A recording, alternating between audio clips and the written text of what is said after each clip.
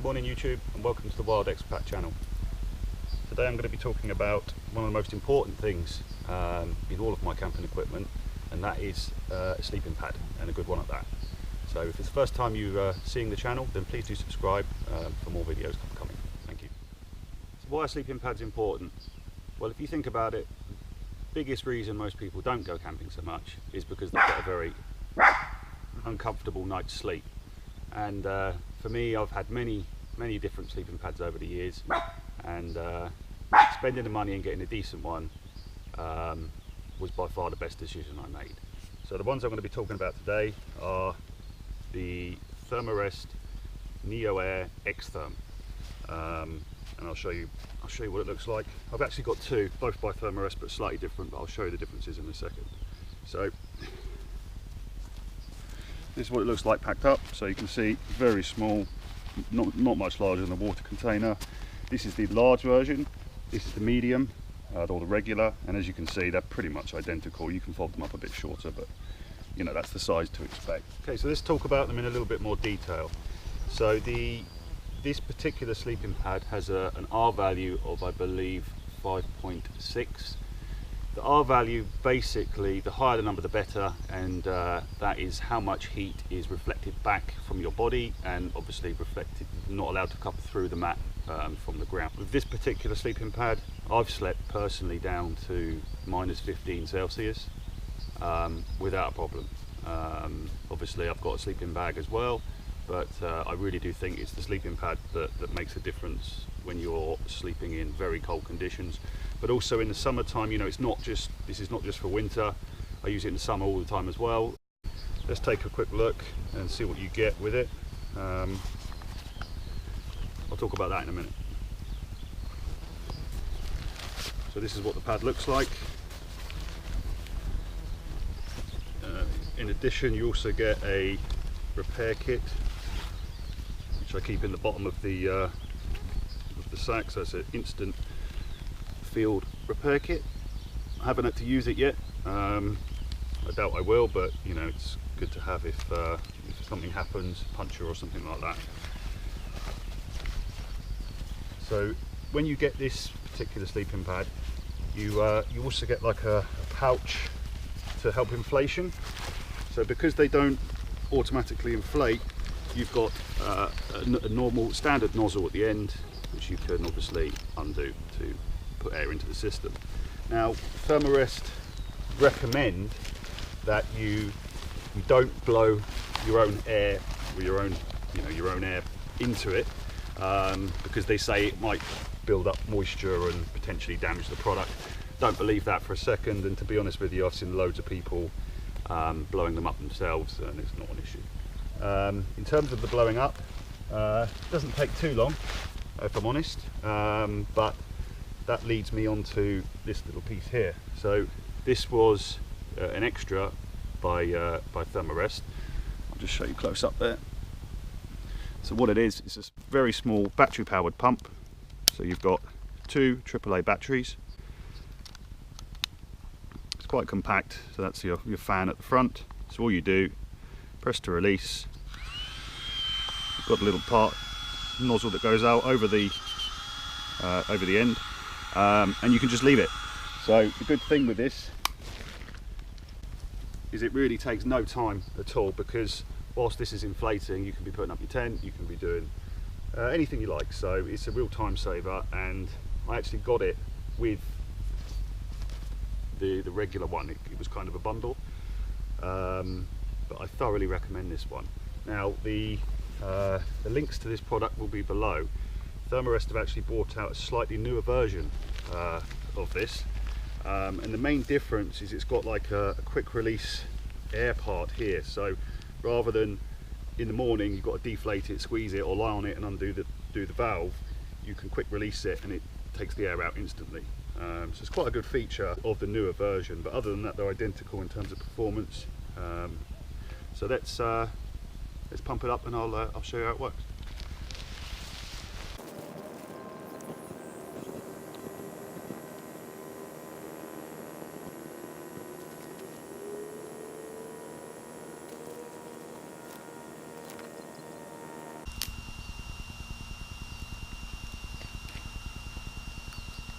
not very professional, Sheba.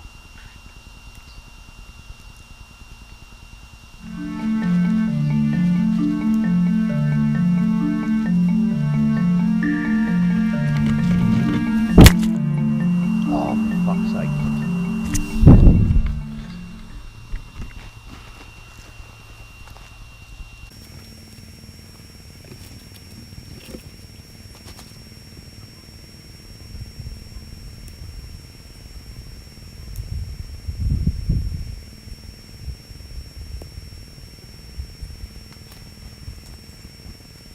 Okay, so after the slight technical difficulty caused by Doggo, come here. So that's about pretty much inflated. That took what, 2.5 minutes, something like that. Now it's not going to get much more than that.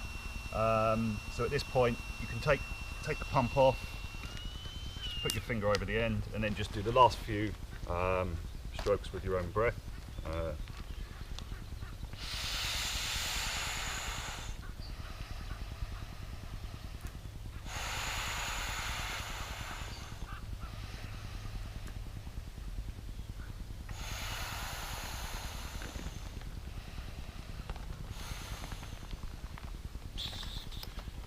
Call that 3 breaths, really, 3 or 4, and then you're done. Now the good thing, well, word of advice on this sleeping pad is, what I've found is if you pump it up so hard, it's a lot less comfortable. So what I do is I'll pump it up sort of to this stage, I'll chuck it in the tent with a sleeping bag, etc., and then when I actually go to sleep, I'll lay on it, then I'll just let a little bit of air out. Makes for a much more comfortable night's sleep. Obviously with a sleeping pad you want to be checking, you know, everything that's underneath your tent as you would with a tent anyway. So, you know, what you do with a normal tent is no different to what you do with a sleeping pad. Obviously if you're sleeping just out without a tent, then do clear it away. You don't want any punches. But in terms of the size of this, like I said, I've got the regular one. I can't recommend the regular one because it's that little bit too short. I'll show you in a minute, I'll put a clip up. It's just a little bit shorter, and for me, I'm 6'4", so it's just under 2 meters or something like that. I don't get a good night's sleep on the other one, if I'm honest, but go for the large. It's no difference in size, like I've shown you. So definitely take the larger version. So in addition to the sleeping pad, also take a pillow. Some people have different opinions on whether you should even take a pillow or not, but again, I like to sleep comfortably. You don't need it, you don't need none of this stuff, but to be honest with you, it's all about enjoying your time out in nature. So for me, I want to do it as light as I can, but as comfortable as I can. I don't really like to sacrifice too much needlessly. So this is a Thermarest pillow. That's what it looks like packed up. They do them in different sizes. This is the small, I believe. I've also got the large, which is actually my favourite, but I left that at home. So folds up relatively tight, relatively small. Got this drawstring as well. So yeah, you pretty much pack it anywhere. So to open it, what you do is pull the drawstring, open it up. It's got this foam, like foam triangles, so again they recommend just puffing it up, leaving it for a while. You can get this out the way if you want to have it perfectly ready to sleep. Tuck that away, and there you go, job's a good one.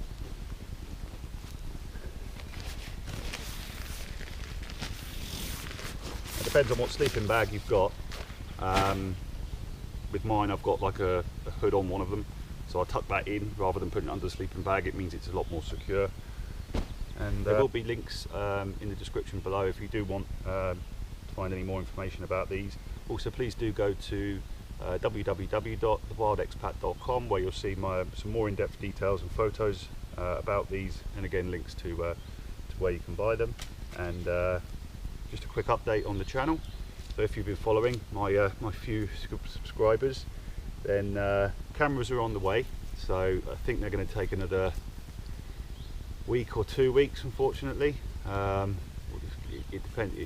The reason for it taking so long is from where I've bought them. So I'm not going to say too much about where I've bought them and why I've bought them there and what they are as yet, because like with everything, I want to test it, make sure everything's okay before I give you the lowdown on it. So please stay tuned for it. I'm very much looking forward to getting them and then continue with the wild camera videos. And again, if you do have any your own trail camera footage that you'd like to send me to be included on this channel, please do that at the website as well. There's a link to a Dropbox link where you can upload your files, and I'll be more than happy to include them on the channel. So thank you very much, and I'll see you in the next video. Before I go, I always forget something. Next week I'm going to be bringing out another video as well, and next week I'm going to be talking about this. And so this is my rucksack of choice at the moment. So this is the Carrymore Sabre 45.